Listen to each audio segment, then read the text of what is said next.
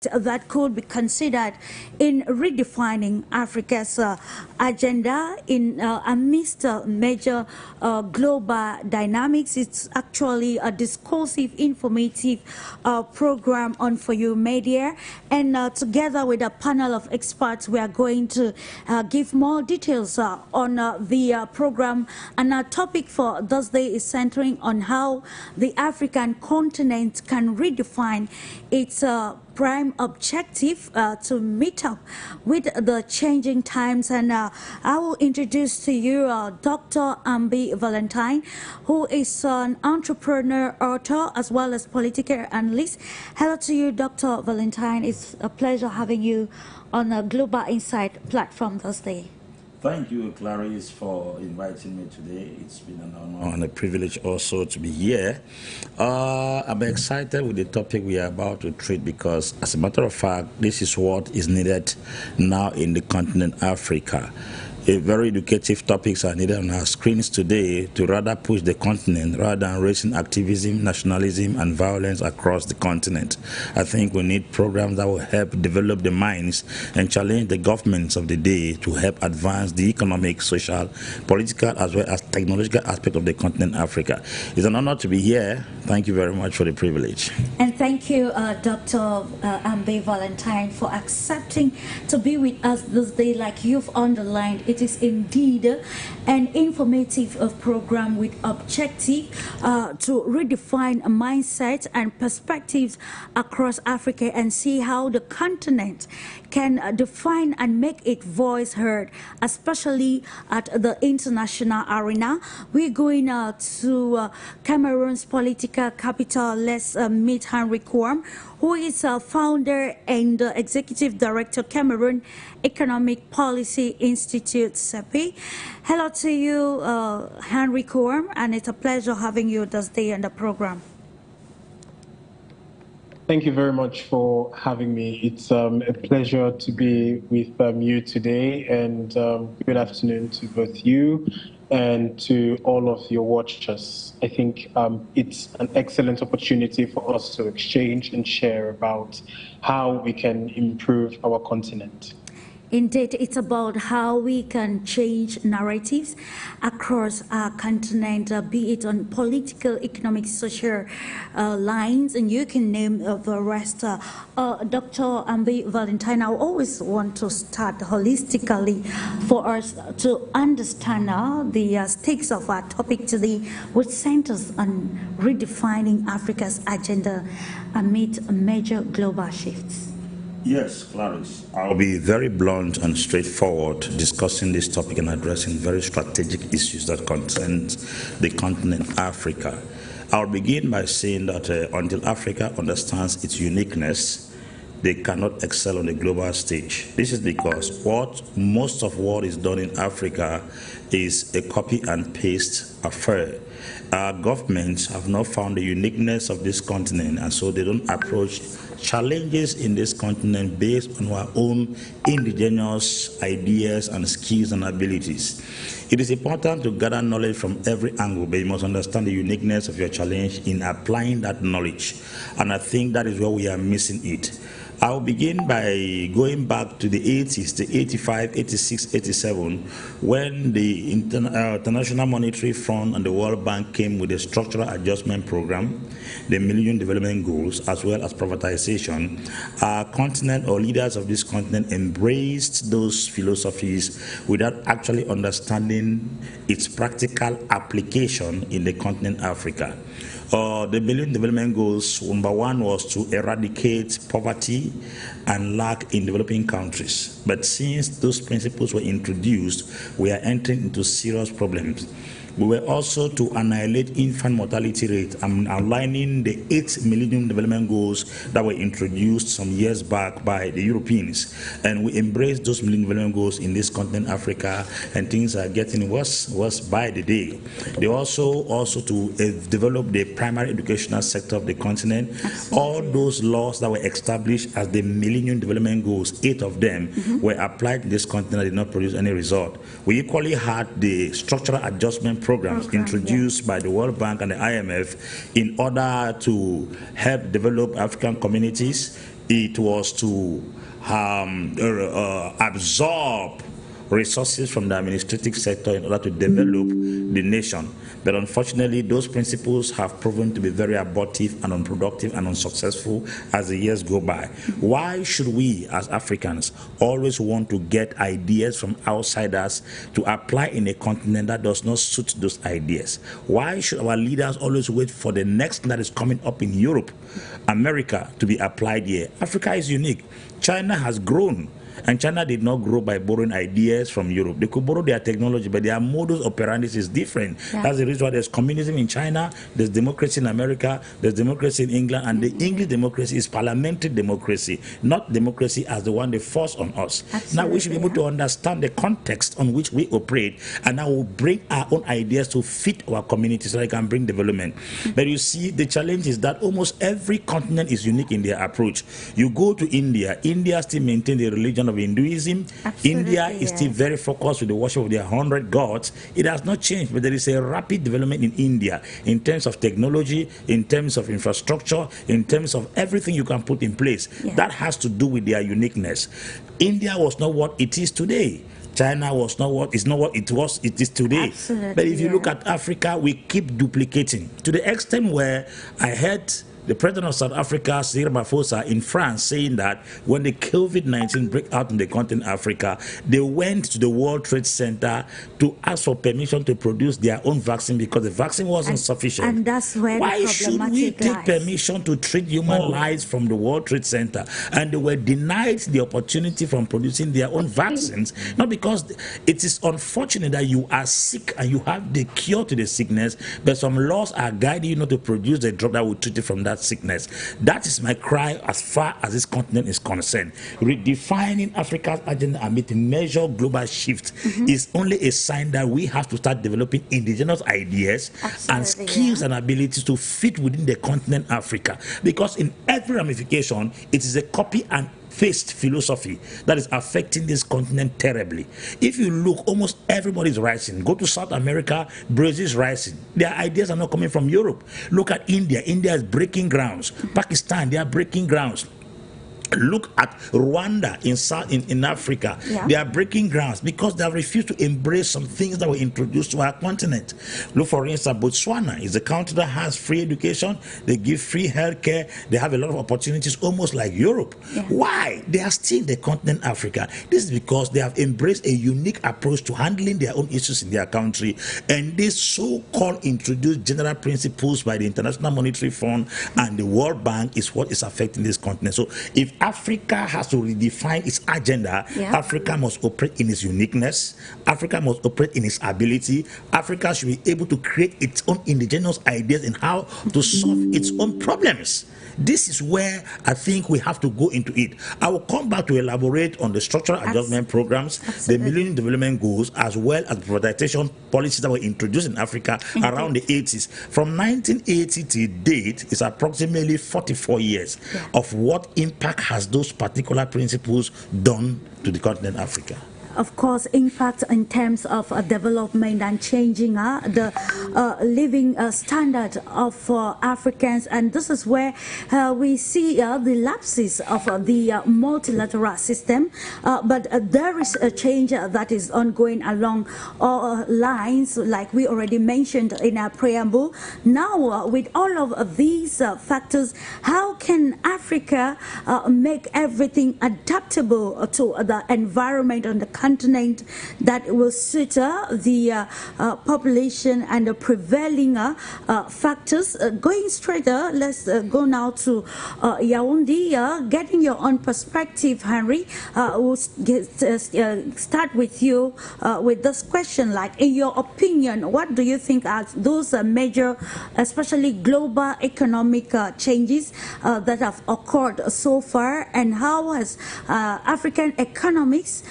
reacting to this shift from the perspective of an economist? Thank you very much for your question, BERI. And I would like to thank Dr. AMBE for reminding us about just how heavy the hand of history can be. I think it's important that we take stock that we didn't get here by operating independently. We got here through a number of policies that have not worked as they initially were intended. And therefore, this has, of course, caused most African countries to arrive where we are.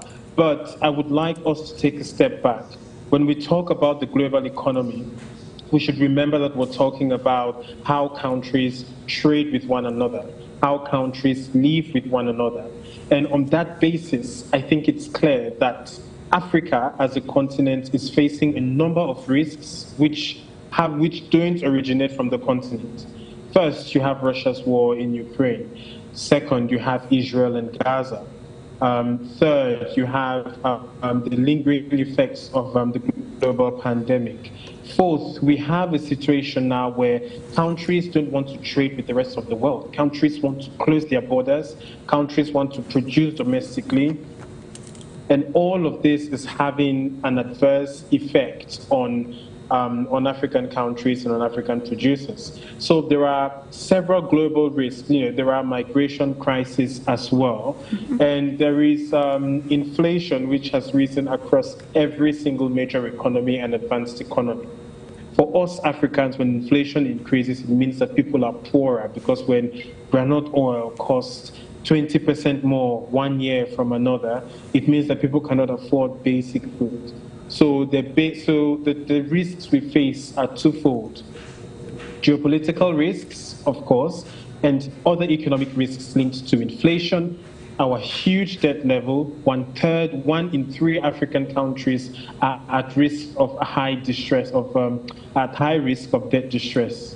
What this means is that soon some countries are going to be unable to pay their loans and therefore invest in schools and roads and clean drinking water and the basic electricity that we need to survive every single day.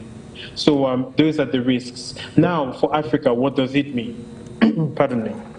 What this means is that you have a continent where by 2030, 60% of our continent is going to be made up of youths. What this means is that we have to find jobs. We also have to ensure that they go to good schools, they have the skills. Just 1 second. They have the skills to make sure that they can get the opportunities and the jobs that they're looking for, to ensure that they live good lives.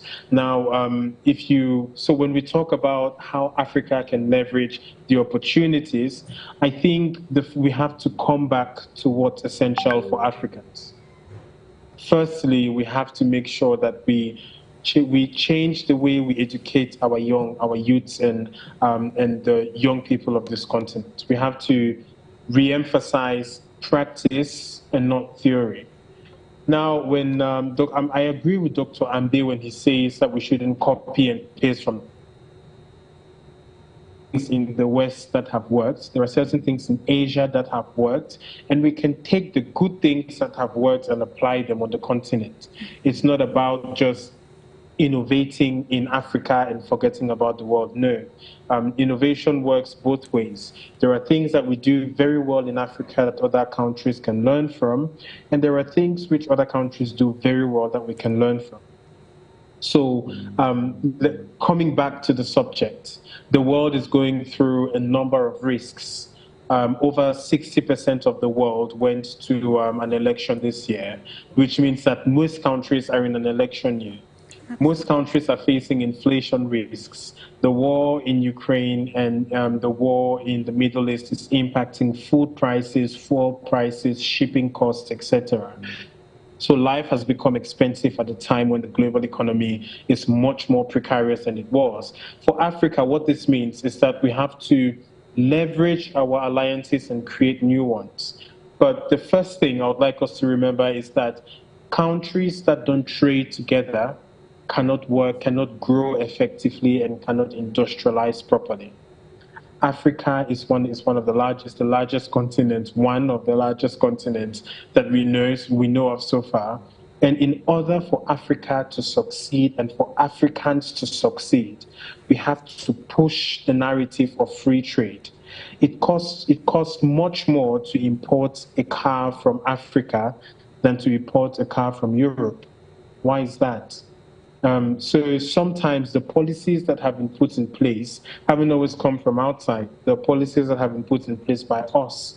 Africa is divided into regional economic communities from ECOWAS to CEMAC to SADC to the Arab Maghreb Union. All of this is good, but you cannot have a fragmented continent trying to find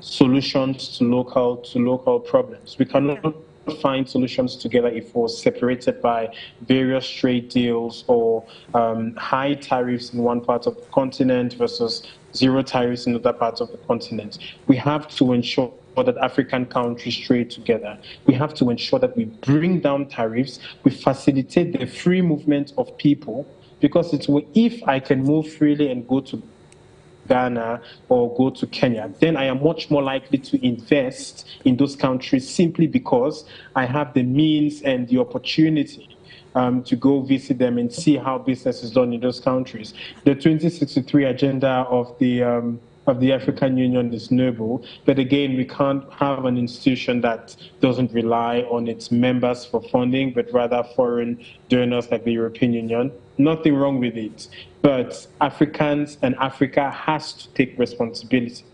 We've also spoken about the issue of, so firstly, Africa has to trade with itself, because although if you look at trade within other parts of the world, you'd find that Europe and North America are much more integrated.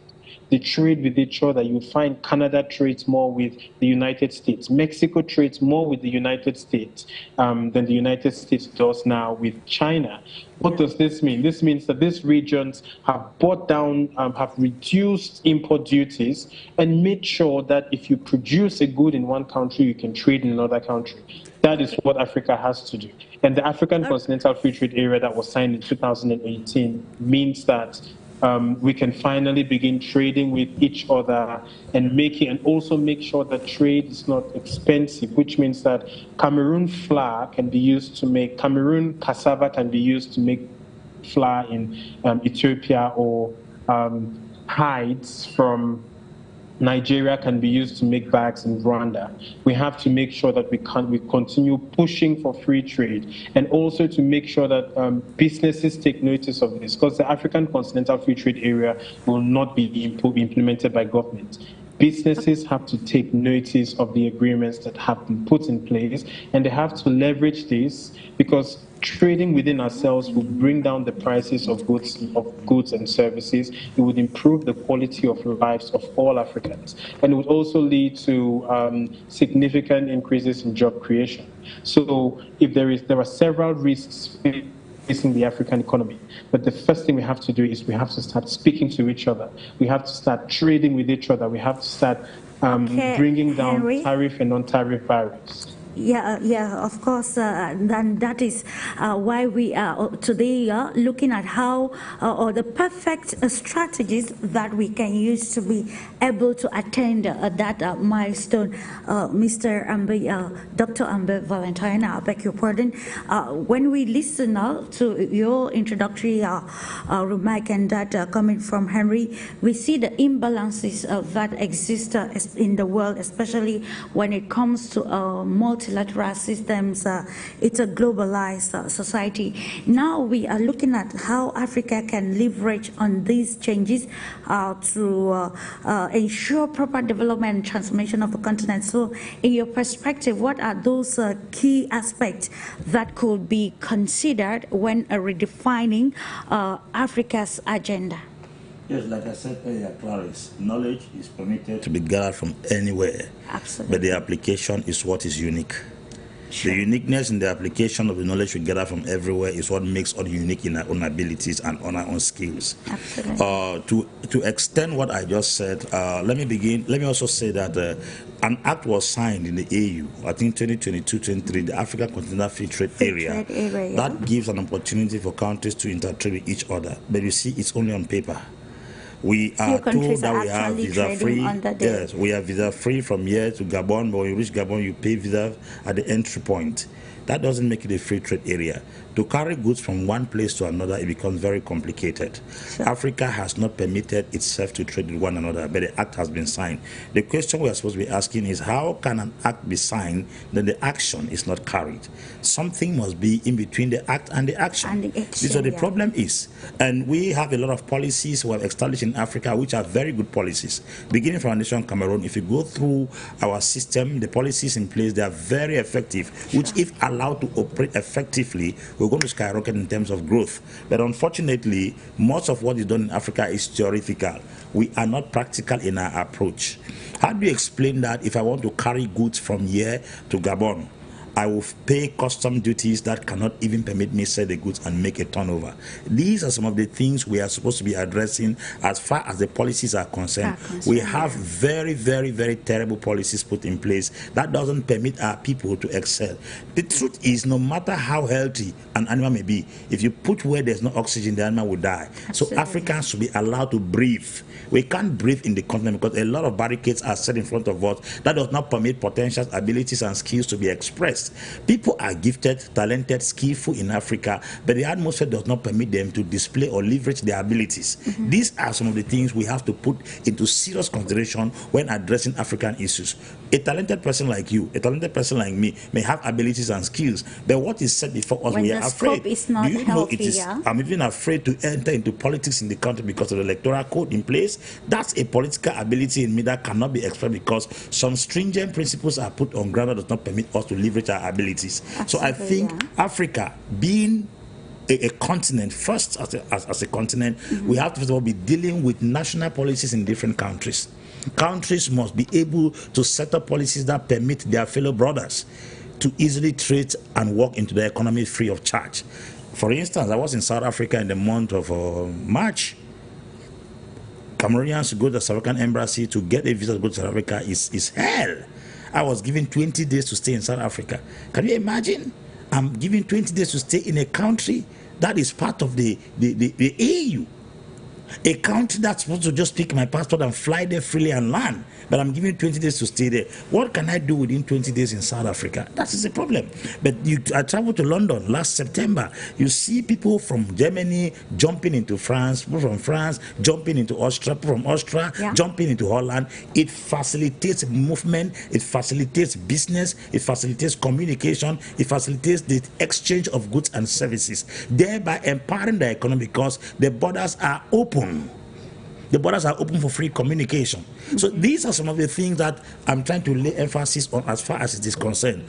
So can we say, I'm sorry to interject, with all these policies that are put in place, which you have highlighted, that they are very pragmatic if fully implemented, I beg your pardon, can we say that is the political narratives that countries have that is actually making it difficult to come to the realization of these policies? Because when we talk about political narratives here, I'm looking at how political autonomy would be compromised in trying to implement these policies that advocate for an integrated or unified continent. That is exactly what I'm trying to outline here. The truth is, there is no economic growth without a political growth. Political growth is what gives birth to economic growth. Absolutely. If the political system is corrupted, if the political system is frustrating the economic activities, you will discover that the economy cannot grow. A simple example, a case study, is our nation Cameroon. Or you go to other African countries I've traveled to. Do you realize that we have more successful civil servants in African countries than businessmen? And which is supposed to be the contrary. Absolutely inverse. It's the inverse. Sure. It is absolutely impossible for an economy to grow where the private sector is subject to the public sector. It is so frustrating to realize that we have billionaires in the civil service and then business people don't have anything to go, because why? In Africa, the signature, the pen, and the stamp of a civil administrator is stronger than the capital of the wealthiest businessman. The stamp, the signature, the pen of a civil administrator can shut down a business of 50 million. That tells you that the people who are in offices who are not the one trading in the market, They are the ones who are managing what takes place in the market.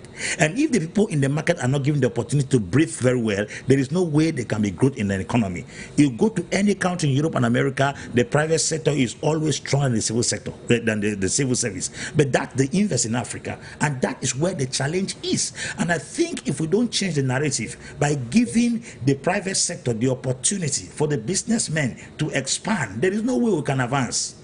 Travel and preach all whatever we are preaching here, nothing will happen, because there is an inverse in growth as far as Africa is concerned. Yes. The private sector is supposed to be the giant and the economic sector of the country. But you see, almost all the people who are into the private sector, they have stepped into the public sector because they want to use their offices to defend their businesses. They are not using their offices to serve the common man. Politics is not a platform to defend your business. It's a vocation called to serve the common man. And the poorest person will be the politician. But unfortunately, the richest people, because politics is a selfless sacrifice. Politics is somebody offering his life for the betterment of generation.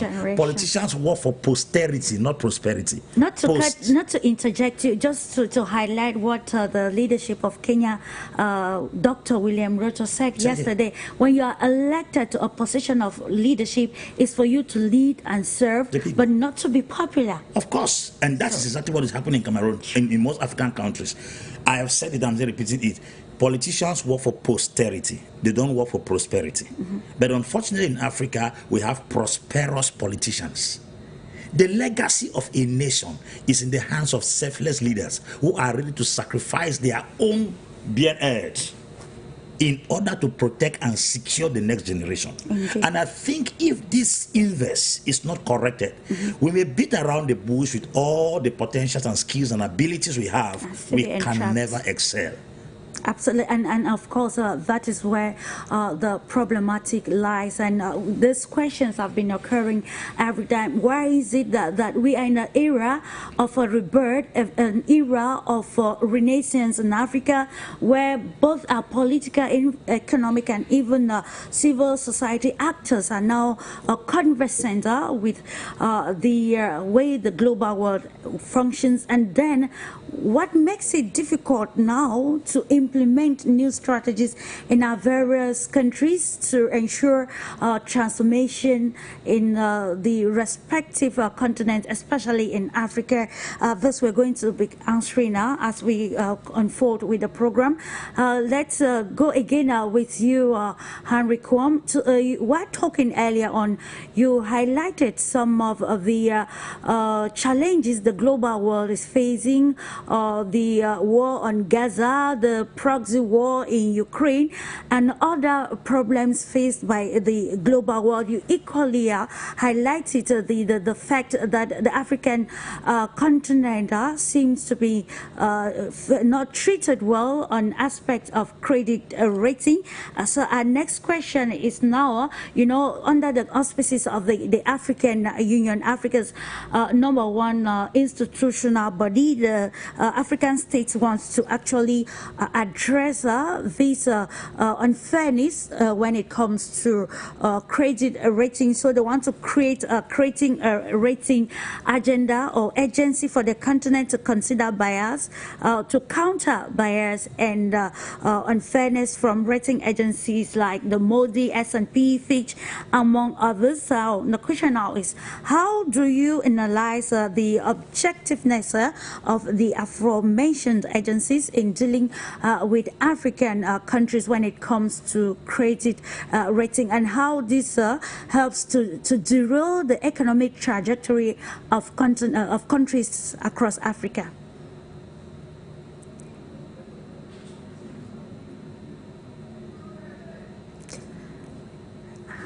Hello, HENRI.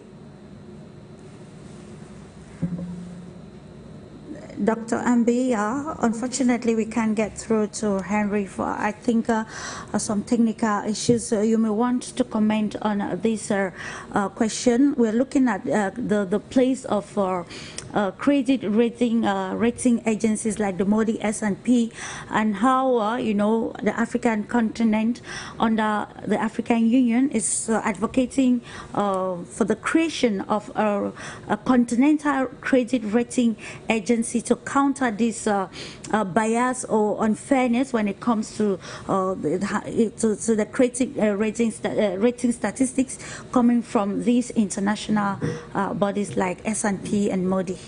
Clarice, I want to put it straight to you that Africa doesn't lack ideas. Africans have solutions to all what is eating them up.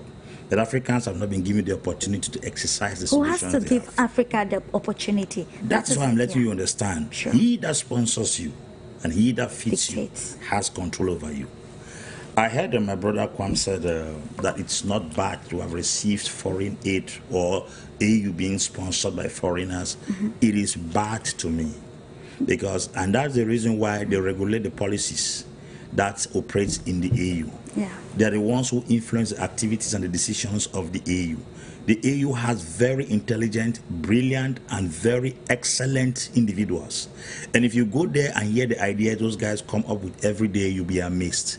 I heard Ruto of recent said they are tired of being packed into buses when attending conferences like the France-Africa Summit, the Franco-Russia, the Africa-Russia Summit, the US-Russia Summit. African head of states are being loaded into buses like sardine. And Ruto said, according to the agreement, the last AU meeting, they were to send just about 7 representatives to go and represent Africa in each of the conferences. Yeah. We are yet to see the first France-Africa conference, Russia-Africa conference, or China-Africa conference, if I thought they would send 7 persons to go there and represent them. It has not happened. Those are ideas our people have, but unfortunately, it is very difficult. That tells you that he that sponsors you call the shots for you. In the AU, do you know Israel was asking for an observatory seat in the AU? And 75% of the income spent upon the AU and ECOWAS is coming from outside.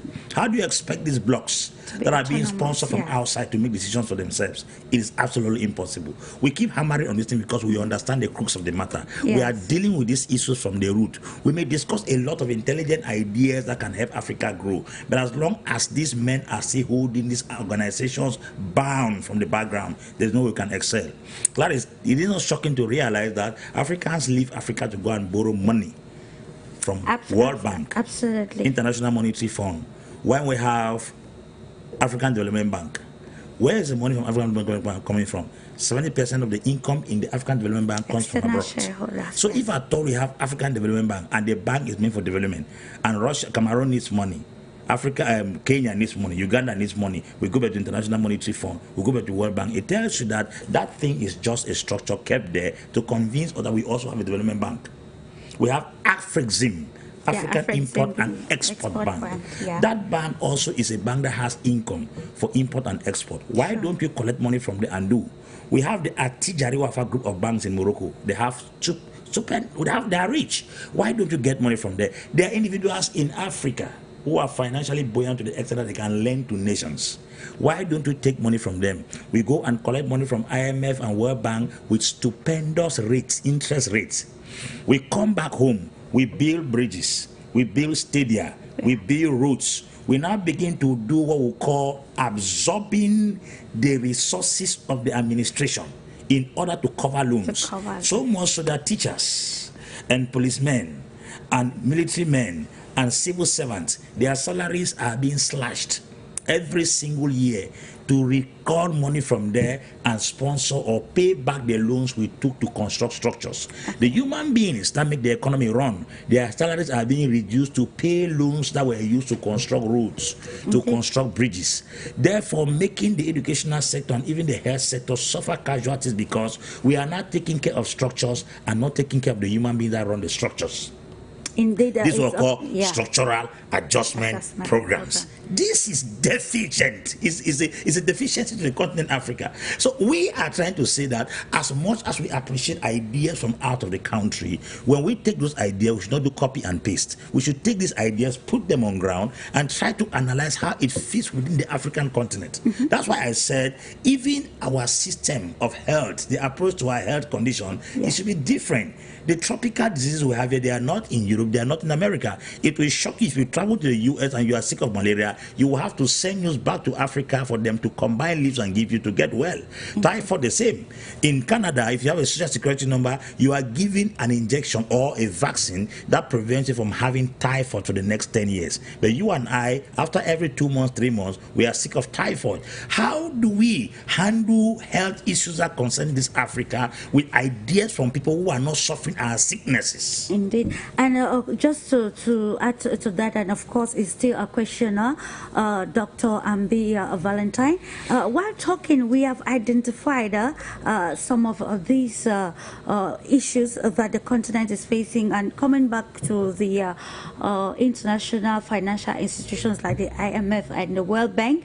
I remember it was just yesterday that it's a youth expert from Ghana in the person of Ahmed, where they were actually advocating the agenda of the African continent with the United Nations. It was a program created by the United Nations, and he was so categorical to say that when the IMF and the World Bank, even if they want to loan out money to countries in Africa or the global south, even, you see the conditions of attached to these loans, like the actually asks you to, okay, I'm giving you this money, but you are going to use this money to maybe construct a road that is leading to an area that is fertile with resources. And it becomes very problematic. Like if a company is in dire, the company knows, or a country actually knows what it wants at a particular moment. Why dictate for the continent how to spend the money? Yeah, how to spend the money. And in addition, recently I read on the newspaper, the United Nations was the United States, I beg your pardon, was discussing on how to expand its resource base, because with the fact that the China that they usually rely on for raw materials that we need, especially cobalt and other raw materials that will help in the production of batteries for electronic cars, with all the geopolitical realignment and perspective changes, they're trying to extend their search to Africa. Now this is where Africa has to capitalize, use this valuable resource of maybe raw materials to redefine their policies of maybe international relations. What do you think, and how do you think they can go about it to capitalize on the fact that the raw materials on the continent are actually seducing these so-called global powers, especially the US, to capitalize on it and make sure that one raw material that is living, or mineral that is living, cobalt or whatever, it should actually transcend to the level of development in that area? Yes, you see, sometimes you see these opportunities linger in the air and you think we can grasp them. Yeah. There are a lot of things beneath the surface that we do not understand operate as far as these raw materials are concerned. Sure. Let me just shift a bit from what we are discussing, then come back to it. Do you know that the outbreak of the COVID-19 brought out potentials in Africa that would have never needed Europe for anything again? Absolutely. That was a platform to show us that we are able, we are capable, we have the ability. You realize that we had our own face mask that we created here, and it sustained us throughout the COVID-19. I want to ask you a question. Since the COVID-19 disappeared, have you seen those face masks anymore?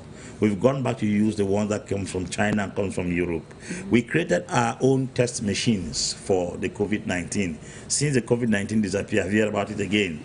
We also did our own gels to wash our hands in order to disinfect ourselves. But you realize that almost every gel we use is coming from China. What has happened to those creative abilities we had within the period of the COVID-19 when the whole world was shut against Africa? We had no access going out or coming in. This is to let you understand that there are a lot of things that if we don't come to a dead end as Africans, we won't be given the opportunity to exploit them. Not because we don't have the skill. It will shock you that there are Africans who can find a permanent cure to malaria, but if they dare, they will be eliminated by the pharmaceutical companies. There are also Africans who can create vehicles. And that's the reason why sometimes I get a bit worried with the system of education we keep saying that we have here. We claim that we are having the Anglo-Saxon system of education. That's education that was taken from Britain and transferred to Africa. That means it is a duplicate of what left Britain that came to Africa. I wish to ask, the British education produces Range Rover, it produces Land Rover, it produces Caterpillar. Where is that portion of that education when they say Anglo-Saxon? When they were transferring it, where did the technology of Range Rover go to? Why did it not put in the education? Where the technology of Range Rover go to, did not put in the education? We have the French subsystem of education as propounded by so many people in Africa, and we say it boldly on television and different screens across the globe. That same education in France produces Renault, it produces Peugeot, it produces Bugatti. That same education is part of the education that produces the Airbus, because the Airbus is assembled by 3 countries in Europe. Part is assembled in Madrid, Spain, part is assembled in Stuttgart in Germany, and part is assembled in Toulouse in France. So you have France, Spain, and Germany that produces the Airbus. That Airbus technology is part of that French subsystem. And of course, the pundits have actually identified digital transformation and even technological innovation to be one of that aspect that African continent can capitalize on to change the narrative. Yes. We can change it. That's the reason why you say I keep insisting that as much as we are permitted to learn from everywhere, we must be able to make our own ideas unique that fits this continent. When Chinese and Japanese and Australians travel to Europe and America, they don't go back home with used fans and used beds and used vehicles. No. They go back home with CDs. Those CDs are recorded informations of what they have learned at home and abroad. So you see somebody who traveled from China to Europe for 10 years, is coming back home with a little bag.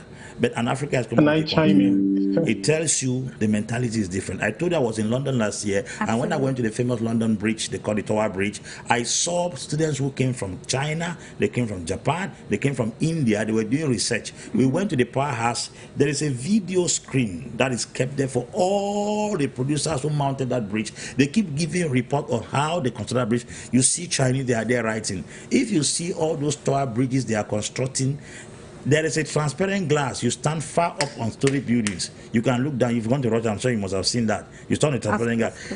China got that idea from Britain, because the St. Paul went there and started. The most expensive universities in England are attended by Chinese. Yes, that's very true. Chinese people attended the people who attended the most expensive university to do what, to draw the technology and go back. Africans are enough in Europe who have attended those universities, but the bad thing is that they never come back here. Why? The atmosphere does not give them the opportunity to leverage their But I think, Dr. AMBE, there seems to be a wind of change across Africa, especially a political revolution. I'm coming to that. We are moving to the wind of change in Africa, and it's already taking place in the west of Africa. Absolutely. 4 countries have already championed that move, and I think the wind will blow to Central Africa, South Africa, and the part of the rest of the continent Africa. Yeah. This is this wind of change we are looking for. Somebody said, if you don't do politics, politics will do you. What is doing Africa is politics. It's not lack of skill, no lack of potential, no lack of science, no lack of technology. It will be shocking to realize that most of the recent developments out of the country in Europe and America are done by Africans who are already established there. What's the problem? The atmosphere leverages. It gives them the opportunity to leverage their potential. So we need a conducive atmosphere. You will find that those people you think are far away in abroad and in Germany and other parts of the world, they are right there in Banso, they are there in Balikumbat, they are there in Bafut, they are there in Yaoundé and Douala. Those people are there, but now we don't have the atmosphere. And of course, I think even the atmosphere, it also transcends also to the mindset and the selective perception and exposure. You know, when we are talking these stakes, Dr. AMBE, we want to look at the place of the African youth. Let's contextualize it and bring it to the Republic of Cameroon. How intentional, because you are a youth leader, I think you've been very engaged with young people, seeing how intentional do you think they are in wanting to change perspectives around the country. For example, social media, the internet came. It's a good ecosystem that young people can, capitalize on to be able to learn and bring those new ideas that will help. But then when you want to go through the internet ecosystem, it becomes worrisome. Yes. Because of the selective exposure that the young people in Cameroon have chosen. How can we fix this? It has to do with cyber policies. It has to do with cyber policies. The government should be fully involved in controlling the cyberspace of this country. Do you know TikTok was created by the Chinese? Absolutely. The Chinese don't use the TikTok we use. Yeah, and that's why it is problematic. Yeah, that's why I'm letting you understand. Sure. The Chinese don't use the TikTok we use. The Chinese TikTok does not go show youths exposing their breasts and dancing and showing all kinds of rubbish. The Chinese TikTok is very educative. The only company that has a software established in China, Google is not in China. Facebook is not in China. WhatsApp is not in China. They have their own applications. Those apps are there to communicate the Chinese policies. Now, the whole nation is being influenced by what the government has set in place. The only person that has a software in China is Apple. And Apple is operating based on the Chinese instruction. And because they succumb, and that's the reason why they have an opportunity to sell in China. Coming back to Africa, our cyberspace is not protected. All junks and rubbish and trash from pornography, and then now it's all kinds of drug and all kinds of abusive activities and children. That is the question, because we think about the effects of that on tomorrow's generation. The social media educates our children more than our classrooms. And the content now matters. Because out of 24 hours we have in a day, children sometimes spend 14 of those hours on social media. And what you spend time more on, that's what you reflect. So you have the comedy kids. You don't see constructive, educative programs that can bring technology, bring development, bring agriculture. What we see there is comedy kids, dancing naked, exposing your bra because you think you can easily cash out. Absolutely. With a few amount of dollars given to you because you have monetized your page. The platform, and they think that doing what is trending, doing what can easily attract viewers is what we need on social media. So you see that a government has built cyber policies that protects the space of what their citizens consume. What we consume here in Africa is a toxic of the social media. And that's how we produce more scammers, because the reflection of education is the kind of people you produce. What they are educated is what they reflect. So if we see you have more scammers in Africa, we have more prostitutes in Africa, we have more girls, strippers in Africa, it's a sign that what we're educating them on our cyberspace is what they are reflecting in return. Yeah. And this is exactly why we have to bring up government policies that restrict the operation of certain content on our cyberspace. Sure. So, going back to a place like America, you won't see them educating their people with all those kind of trash.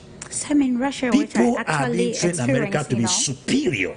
You go to Russia, it's the same thing. You can't see trash in the cyberspace. Absolutely. Everybody is protecting what people consume in the economy. But that's rather unfortunate. Almost everyone who completed university in Africa who has nothing to do goes and creates a page on Facebook to make money. So they will post anything to attract viewers because they want to make money for themselves, hereby criticizing others. Do you know that almost every comedian in Africa has a gambling code that they will tell you after this?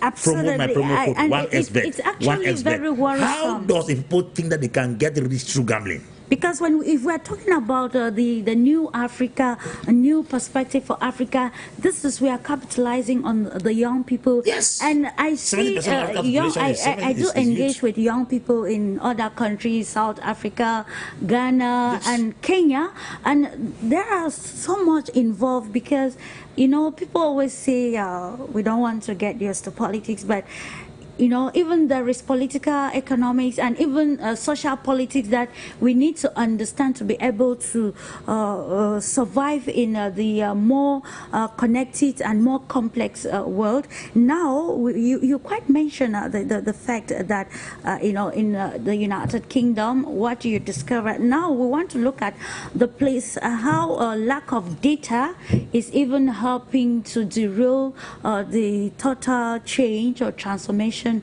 across Africa. We are looking at how maybe financial data policy and even data on the environmental data, economic data. How can we work on structures, be it maybe political stakeholders and also economic stakeholders, to make sure that there is availability of data that will even fast track or facilitate foreign direct investment and the policies that align with? That is one major disadvantage you don't have in the continent Africa. If they tell you when that bridge was constructed, it's around the Great Bridge, the Tower Bridge in London, it's around the 16th something century. But they still have videos of all those who constructed those bridges. We don't have data in Africa. We don't keep records of. A clear example is to realize that, is to see that, for instance, Clarice, if you check companies in Europe, there are companies that were established in 1446, 1664. There's a drink they call 1664. That was when the drink was established. There are companies that were established in 18 something, 17 something. But look in Africa, how many companies were established within that period and they are still existing till date? You hardly find that. It tells you we don't have a trace from where our businesses start to where they are going to. We don't have any business in Africa that is 100 years old. It's difficult to find. Sure. So it tells you that if a people are running a business that has not lasted for 100 years, Cameroonians are opening companies after every 2 weeks, after every 1 month. But after 2-3 months, those companies disappear into thin air. We start businesses don't last because we don't have any track record of what is happening. You go to our data, you go to look for research. Somebody was doing a PhD in Yaoundé in history and called me and said he doesn't know where you're going to get information on issues concerning that should help him communicate in this area, in this area, in this area. And I told him that, listen to me, my brother. The ideas you are asking from me can only be gotten from somebody who existed within that period. If our archive center does not have a record of what happened in this period, in this period, in this period, then we are just going to be wasting our time. We don't have a track record of data that have been kept in the past so that the generation coming ahead could learn from the errors as well as the strength of all those data. Of course, Dr. AMBE, KOUAM is back with us. I think we'll be going now to Yaoundé. Coming to you, KOUAM, we have discussed a lot pertaining the issues of the African continent and how we can fix this, especially as far as the young Africans are concerned. It's often said that when people are economically viable, it's difficult for them to engage in acts of radicalism or even acts of terrorism. So the question is, now let's look at how African economies can adapt shifting global trade patterns and disruption to ensure sustainable growth and development across Africa. That will make the youths very busy positively and constructively. So, given we've talking about how Africa can take advantage of these global opportunities, I think the first thing is that beyond calling for Africans to have a greater voice in the United Nations and at the World Bank, we equally have to call for greater responsibility. And it means absolutely that starts from you, from the youths, not responsibility that's looking towards the leaders. So the first thing is that before we have this African consciousness, we all have to try and become much more responsible to recognize what we have achieved, where our shortcomings are, and what we can do in order to improve the future for other Africans. So that's the first thing. But secondly, I think we need to rethink the global financial architecture, because at present, for every single dollar that the African Development Bank gets, it can lend out $5. And this is not the case for the World Bank or other multilateral institutions. We also have to rethink the special drawing rights from the IMF to make sure that they don't only lend to countries who are most vulnerable, but also allow the special drawing rights to, allow specific funding mechanisms to be used to support countries that are equally developing and show strong prospects. We shouldn't be only trying to help poor countries. We should be trying to help middle-income countries and high-income countries such that there's a broader convergence. And in terms of Africa's youth, I think we always say that the youth have to create jobs, they have to become independent, etc. That isn't enough. We have to invest in our youths, and we don't have to allow this investment to come from the government. It's the government, the private sector, the non-governmental organizations. We all have to play our part to ensure that youth have access to 21st century skills. What we do at the Cameroon Economic Policy Institute is when we get youths together in a room, we don't teach them about machine learning and about artificial intelligence. No. We teach them how to use Google Drive, how to create emails, how to market their business on YouTube and Facebook and Instagram. Yeah. Because those are the real skills that are going to allow these youths to grow their businesses and employ others. So the narrative has to move away from getting the copy and paste model from the West, because sometimes we do copy what has worked elsewhere.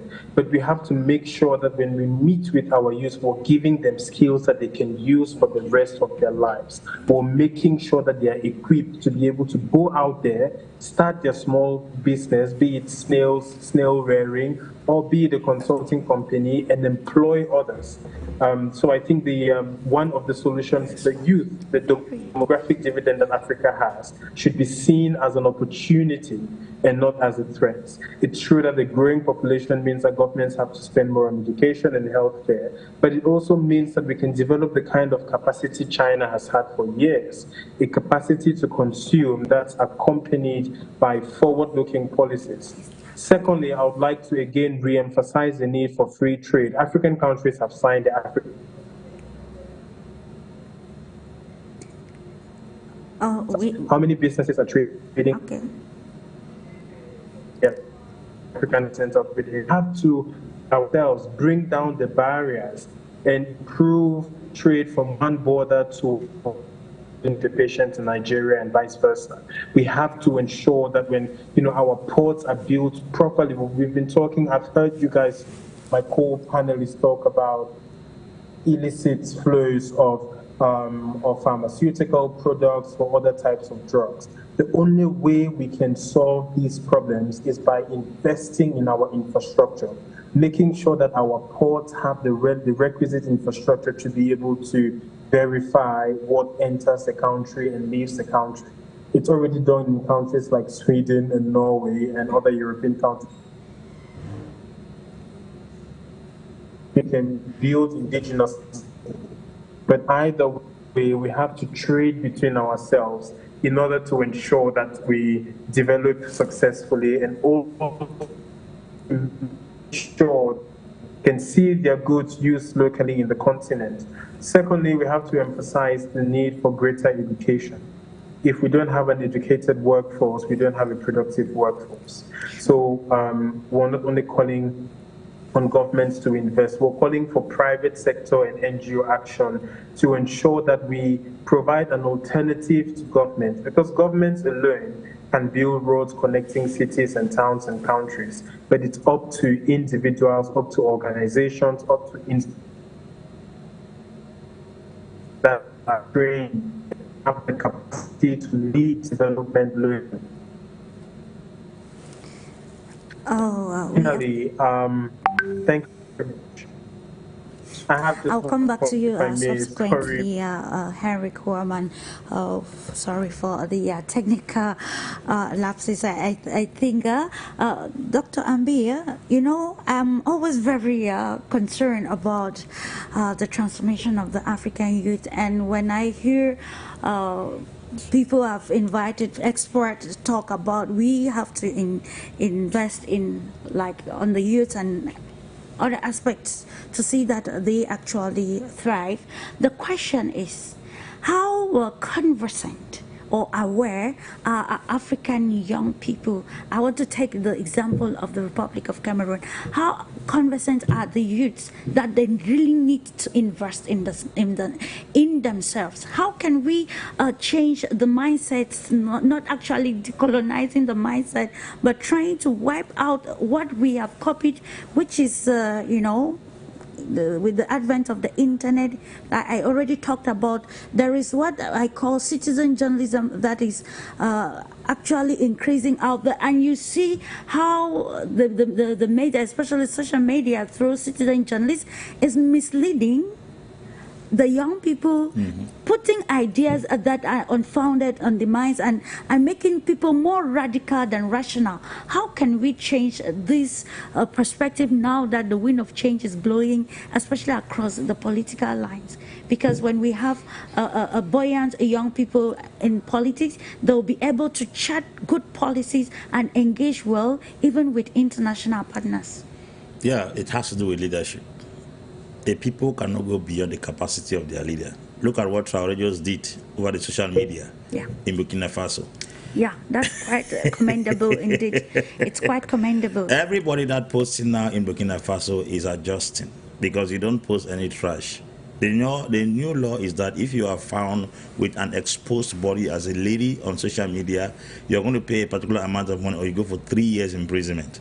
I think we have to set up laws that will put fear in the heart of children. As a matter of fact, almost every African child has been reduced to a place of a gambler by the 1xbet stuff and the other bets that are on social media. Youths do not want to do anything else. They are thinking that by some grace and some stroke of luck, they will strike a deal with one of the xbet company and make good money. And all the comedians we have on social media, they have a promo code to push youth to gamble. And you realize that almost every youth that has left the university that doesn't have a job, they begin to look at this gambling bet or these bets as means to make money very fast in the continent.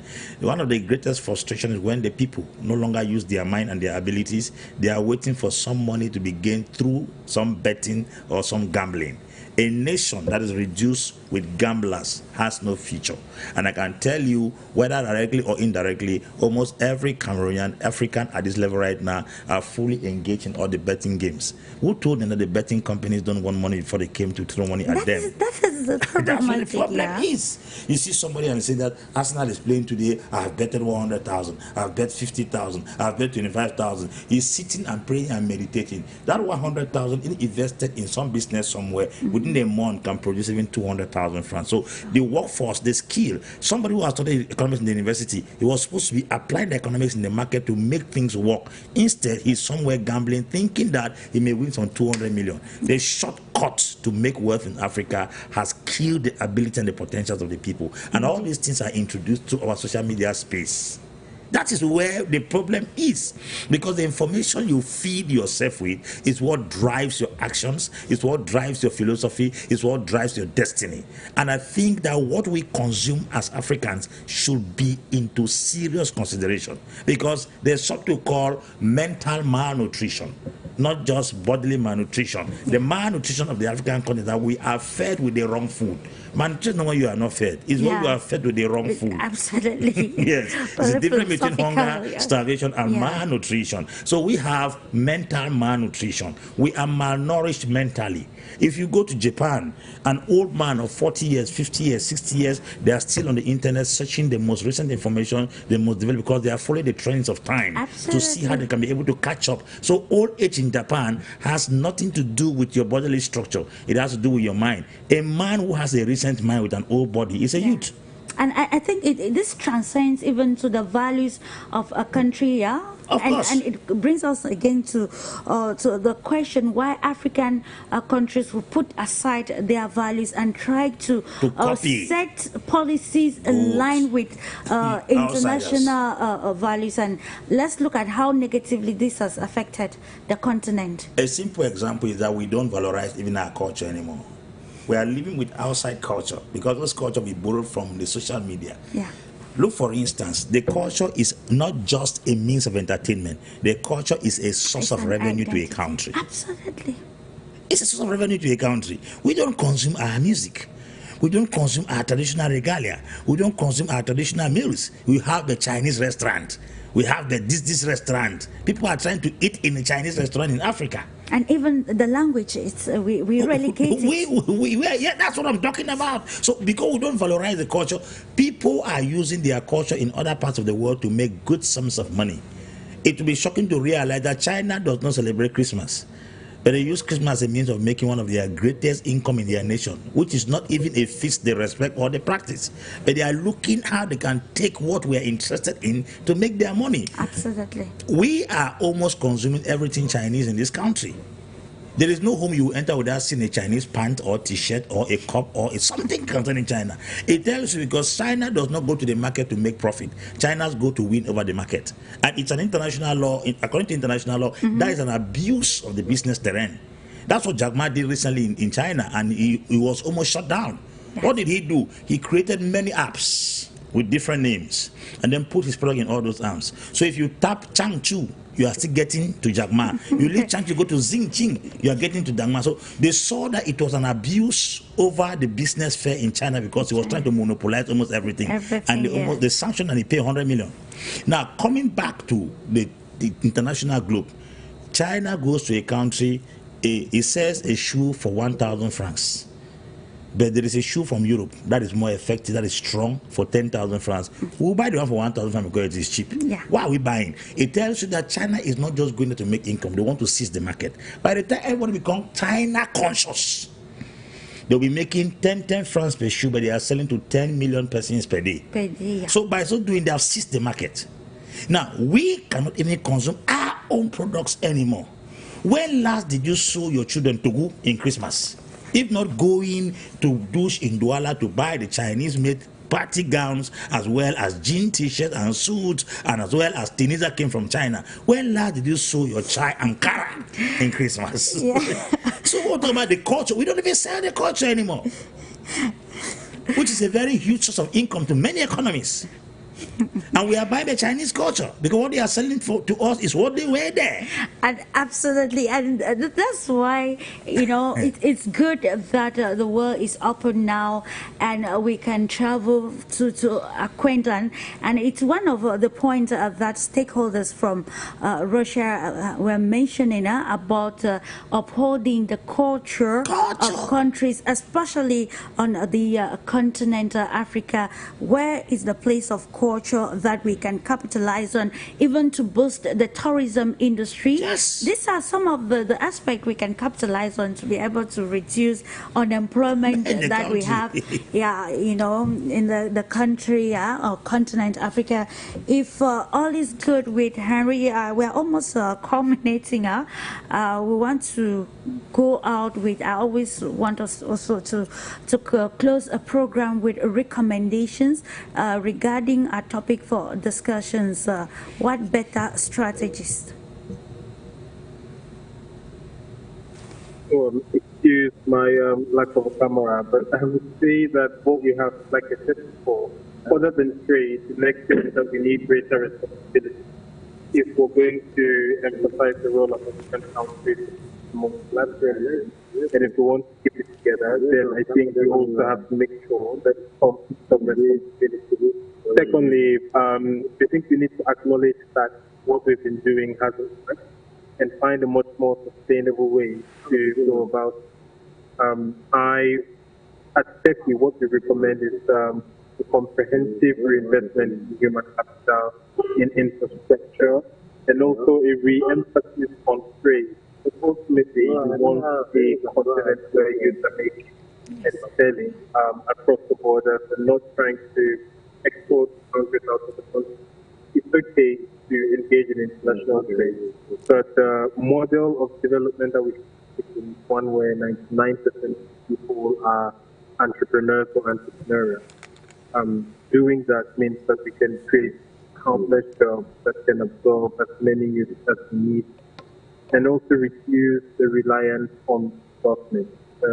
In summary, what we need in Africa is limited government, strong rule of law, a good business environment, and free market thrive. If we remove that emphasis away from stuff, focusing on social safety and start focusing on entrepreneurship, then I think it's going to be much better for us over the long run. And finally, I think we shouldn't try to get to one region or try to get close to one region in order to punish them. I think we give our European and American partners the hard, and we should, but we should also realize and recognize what to do to them. If we need skills or we need competencies or we need investment, human capital and financial investment, we should acknowledge that and then try to leverage those to make a much better environment for our people. Thank you very much.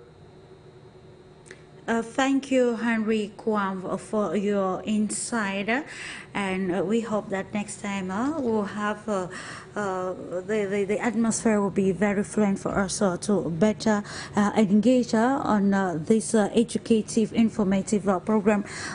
Coming back to you, Mr. Dr. AMBE Valentine, you know, while you were talking earlier on, you cited one aspect of leadership, and you know, today we are talking about leadership that is people-oriented, leadership that is intentional. Let's come back to this. I want us to actually conclude while looking at the core. It's those at the hem that will have a lot to play.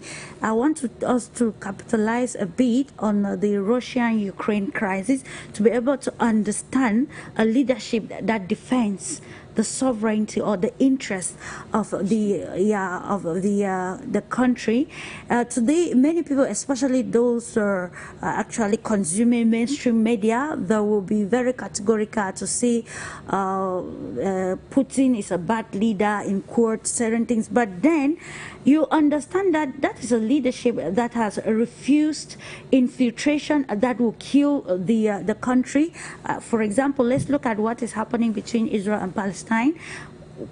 Israel refused to act when the U.S. warned that if you continue to block aid from entering Gaza, we are going to reverse our policies. And you saw how Israel immediately opened some checkpoints for humanitarian workers to be able to enter with food. The same in the Russian-Ukraine crisis. You see the leadership of Ukraine saying Russia may win if the West doesn't give us aid, and is even mad at the U.S. Congress for not actually voting the bill that will warrant them disburse money or military aid to Ukraine for, you know, the crisis, the proxy war that is ongoing. Now, how can our leaders learn from the qualities of a leader like Vladimir Putin? I will bet you that Russians are with their leadership because they have understood the stakes and the narratives around everything, especially around geopolitical lines. You know, I will repeat what Mandela said. Mandela said after he was elected president and invited to the United States, and he said, some people think that their enemy must be everyone's enemy. Absolutely. We are working with the people who have stood and defended us. And Palestine has defended us in the course of our struggle. So Palestine may be an enemy to the United States, but not an enemy to South Africa. Sure. Because your enemy mustn't be my enemy. Absolutely. People have their beliefs concerning Vladimir Putin. People have their philosophy concerning Putin because they have where they are standing on. Yeah. Any country and any leader that does not protect the interests of its nation and the people is not a leader. Absolutely. And that's the reason why you see when Trump came, Trump said America first. He won the attention of America. The reason why the Gabonese respected Omar Bongo because he said Gabon d'abord. Yes. Gabon d'abord. If you look at Traore's approach right now in Burkina Faso, it's Burkina first. First, yeah. So you look, Putin has a policy that protects Russia and Russia's interests worldwide. Absolutely. And no people will rally and fight against a leader that protects the interests. So your philosophy about Putin is what you hold about him. It's not what the Russians hold about Putin. Because even in Cameroon, every time a father protects the children, no matter the father's weakness, the children will defend their father. Sure. You can't sell off your children in public and expect them to praise you or appreciate you. So Vladimir Putin is a leader that's supposed to be a role model to most leaders of the world, because there are many leaders who are very vulnerable. They have traded the destiny of their nation. Contextualizing it in Africa, looking at for their interests at the expense of their citizens. Sure. You sell the resources of a country because you want to stay in power, and you are looking for help outside to protect you to stay in power. And now you see, you are not working anymore for the development of the country. You are working more to defend your office in the government. And this is the reason why most African countries are suffering, because why they have leaders who are very selfish. They are working to protect their stay in power. They are not working to protect the interests of the people in their country. So Putin was re-elected with 87-point-something% in an election. Somebody may think that they rigged the elections. It's not because they rigged the elections. They have found somebody. I was actually on the field and part of the observer mission in Russia, and with the situational centers that were all over the national territory, I could categorically see, of course, the transparency and the credibility of it. So how can Africa use its, its more multipolar world, and countries are engaging with new partners? How can we now learn from the leadership of Russia to define our own agenda as we are in the world of new perspective? African leaders should go away from masters and work with those who protect their interests. Russia is not working with any country because the people love Russia. The people are working with Russia because Russia protects their interests. And that is Vladimir Putin's philosophy, and he's extending it to his foreign policy. The foreign policy of Putin is to make sure that African countries whose rights were taken many years ago be restored. And those countries are supposed to be independent as in independence. And manage their resources as they are supposed to manage their resources. So if you look at his philosophy in his foreign policy, it's the same philosophy applying at the national policy, where he protects the people first. So I think African leaders should know very well that there is no country like home, and there is no better place you can find solace, because most of them live a life where when they retire from government, they can't stay in their own country.